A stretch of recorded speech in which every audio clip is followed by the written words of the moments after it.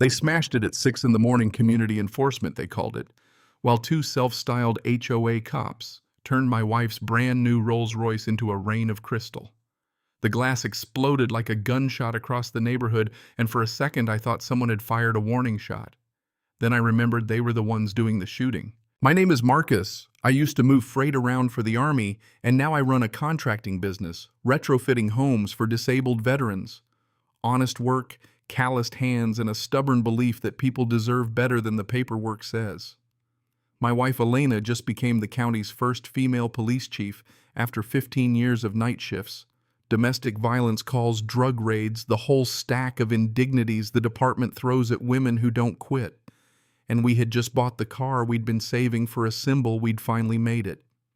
We were celebrating quietly, standing under a streetlight while the leather smell mixed with pine from the Rockies, and somewhere across the street, Delilah Thornwick was taking notes. Delilah had been Willowbrook Heights' HOA president for 7 years, a one-time realtor with a glare sharp enough to cut interest rates, and she treated our new life like an insult.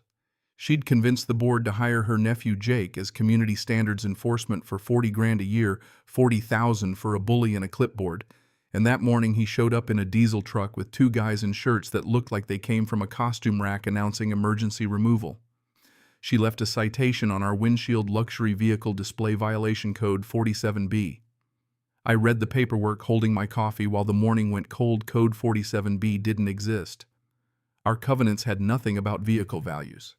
The only rule was to keep cars reasonably clean. When Jake couldn't get the locked rolls into the tow, Delilah produced a crowbar like a magician producing a rabbit, and in 2 swings, she made our celebration look like a crusade. Glass rained on the driveway in glittering shards, while Mrs. Patterson filmed from her window, smiling with the satisfaction of someone finally getting to watch a bossy neighbor suffer. Elena came out in full dress uniform, badge polished, everything pristine for the ceremony that should have been the high point of our lives, and found her celebration car looking like it had been attacked by angry Vikings. You learn a lot about a person in the moment. Something they love is being destroyed, and Elena taught me that morning how thin the line is between controlled rage and cold calculation. She didn't shout or shove, she recorded. She asked Delilah to repeat her legal authority on camera, and Delilah obliged, rattling off a clause she'd clearly memorized from someone's fantasy HOA handbook. She admitted on our driveway to inventing rules. That admission was the first stake in the ground. What followed felt like watching a slow nosedive into what I would later call beautiful irony. As Delilah bragged about fines and removals, the neighborhood started to breathe, to remember that she'd been ruling with a clipboard and not a charter. Conversations that had been hushed for years, fines that doubled for trivial offenses, a wheelchair ramp forced to come down because it compromised architectural integrity spilled into daylight. Harold, the retired union organizer, Betty, the spreadsheet queen, Mrs. Patterson with her phone always at the ready. People began telling stories they'd been too scared to tell before. Elena and I started knocking on doors. We asked simple questions and people gave simple answers. She told us it was the law, we paid and thought we had no choice. My son had to remove a ramp. Betty spread ledgers across our dining table until the paper looked like a crime scene. 78 families worth of fines totaling more than $127,000, highlighted in different colors, like a confession on a spreadsheet. The numbers were the kind of ugly poetry auditors dream about. That's when the first twist landed. While Delilah was busy directing damage and issuing fake notices across the street, Jake, who was not built for thinking beyond his own intimidation tactics, decided to serve a citizen's arrest notice by shoving fake paperwork through Mrs. Patterson's mail slot. You don't have to be a lawyer to know tampering with mail is federal territory. He'd just slid himself into mail fraud and impersonation on camera. It was a textbook if only he'd stopped talking moment. Delilah doubled down. She printed emergency assessments demanding $1,000 from every household to protect against outside agitators, and she hand-delivered notices with the frantic flourish of someone losing an argument in real time. The neighborhood started showing up not because they loved HOA meetings, but because curiosity and a long-dormant outrage have an ugly synergy. Harold, Betty, and a few others organized a counter-meeting, and we prepared for the inevitable showdown. We planned carefully because Elena knows the law like other people know their mother's phone number. She accessed county records and found a thing the neighborhood had never been told: Willowbrook Heights as an incorporated HOA did not exist in state filings. There were board minutes, letterhead certificates, props for a long con, but no legal entity. Every fine, every fee, every forced compliance order had been collected by a group that existed only in paperwork and ego. Suddenly, those $127,000 we'd all been paying felt less like dues and more like a long con. We set a trap that was less clever than inevitable. A mandatory meeting, the one Delilah insisted on, in fact, became our stage. We invited everyone. We printed packets. We called in old allies, the county attorney who hates elder abuse as much as Elena does, and quietly got law enforcement to be on standby. The plan was simple. Let Delilah talk herself into a confession while the room recorded. Let her keep swinging her crowbar at people's lives until she couldn't climb down. She obliged.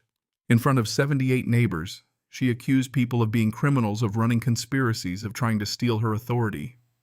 She threatened fines, arrests, and legal action, all while Harold clicked through slides showing 0 filings with the Secretary of State, and Betty laid out bank statements. Her protestations sounded smaller and smaller until they were ridiculous. That's the glorious thing about spectacle: when you shine a light on flimsy stagecraft, the curtain falls. Felony charges followed like bad weather. Jake was arrested earlier for impersonation and false imprisonment after trying to seize a 67-year-old woman's camera. Delilah tried the classic move of threatening a police chief and on a recorded line promised to have Elena removed, which turned into additional intimidation charges. When police showed up at Mrs. Patterson's house in the middle of the night to a breaking and entering call, Delilah was there with a crowbar. The garden of chaos she'd planted produced evidence in real time thanks to cloud backups and Mrs. Patterson's grandson. Federal prosecutors moved in. Racketeering, theft by deception, elder abuse, the language of organized crime. In the end, Delilah pled guilty. 18 months in federal prison and asset forfeiture returned $143,000 to the families with interest and damages. Mrs. Henderson finally took a vacation. The Rodriguez family reinstated their daughter's ramp and sued for ADA violations. Elena got statewide recognition and used her new platform to launch educational programs called Know Your Rights, teaching neighborhoods how to spot fake governance and protect vulnerable residents. Betty, Harold, Mrs. Patterson. They became local heroes in their own quiet way, turned vindication into reform. There's a small, beautiful irony in our own story, too. Insurance covered the Rolls-Royce, and Delilah's restitution made sure the payment was not just about metal and leather, but about principle. The car sits in our driveway now, absurd and elegant, a reminder that justice sometimes arrives in the form of paperwork and persistence rather than cinematic fistfights. We helped pass local rules requiring HOAs to register to publish audits to open their books. Small changes that make it harder for predators to hide behind letterhead.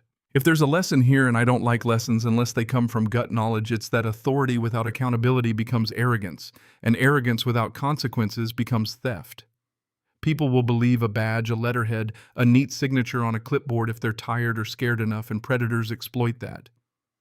But paperwork and fear are flimsy things when honest neighbors talk to each other, and when someone with training and patience knows where to look. We celebrated the conviction quietly with a block party that smelled like barbecue and had too many lemon bars. Kids rode bikes on streets that used to host fake security patrols. We set up a community trust to fund accessibility projects and legal education, partly because we couldn't unring the years of harm, and partly because restitution has to do more than restore a bank balance. The trust helped 23 families modify homes for accessibility in its first year. The neighborhood that Delilah had run like a mini-kingdom now runs like a neighborhood. So what do you do when the people claiming to protect you are the ones taking from you? Do you call the law, or do you try to do it yourself? We learned document everything, be relentless, and when a neighbor steps up with courage backed by evidence, help them carry the load. That's how ordinary people beat organized theft disguised as community governance. If this hits a nerve, tell me, have you ever lived under somebody else's tiny empire? Drop a comment. Did they deserve what came to them? Or is there a line where community enforcement becomes necessary? Share your story, because the real weapon against fake authority is conversation, and sometimes a very stubborn refusal to be bullied. xem video. Cảm ơn các bạn đã xem video.